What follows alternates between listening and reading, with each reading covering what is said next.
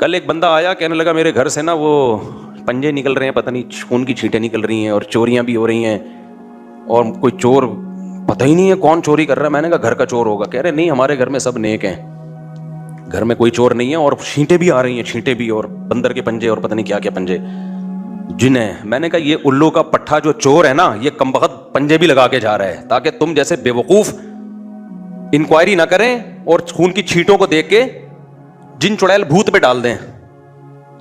چور بڑے ہوشیار ہوتے ہیں, وہ تھوڑی ایسا کوئی اپنے لیے ثبوت چھوڑے گا.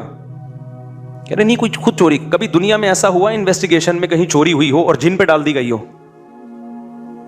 یہ تو سی آئی ڈی اور آئی ایس آئی اور جتنی خفیہ ایجنسی ہیں ان کا سارا پروگرام ہی بڑھ جائے گا. پھر تو انویسٹیگیشن میں جن چڑیل بھوت کہیں بھی نہیں لائے جاتے, ہمیشہ انکوائری کی جاتی ہے یار اس کا سبب تلاش کرو, اور پکڑا جاتا ہے اسی بیس پہ چور.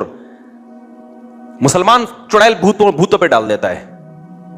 تو یہ پرسوں کی بات ہے, ایک بندہ آیا کہہ رہا آپ کو اپنے گھر دکھانا ہے, آپ ذرا سونگ کے بتائیں, ایسے یوں کر رہا تھا, سونگ کے بتائیں کہ کتنے چڑیل ہیں کتنے بھوت ہیں. میں نے کہا میں یہیں سے بتا رہا ہوں, کوئی بھوت نہیں ہے, کوئی چڑیل نہیں ہے. کہہ رہے ہیں کیوں, گھر سے چوریاں بھی ہو رہی ہیں. میں نے کہا پکڑ لیا, میں نے جیسے کہا نا چوریاں ہو رہی ہیں, میں نے فوراً پکڑ لیا. میں نے کہا وہی کر رہا ہے یہ. پہلے اس نے بتایا نہیں تھا چور ہیں گھر میں, پہلے اس نے کہا چھینٹیں اور پنجے اور پتہ نہیں مسور کی دال اور کون کون سی چیزیں نظر آ رہی ہیں. تو میں نے کہا کچھ نہیں ہے, پھونک آیت الکرسی پڑھ کے دم کر دو, گھر کے چاروں کونوں پہ پھونک مار دو, یا کسی مولوی صاحب اپنے جو نیک آدمی ہے اس سے دم کروا لو, چھینٹے ویٹے پانی پہ دم کرتے نا ایسے مارو, کافی ہے.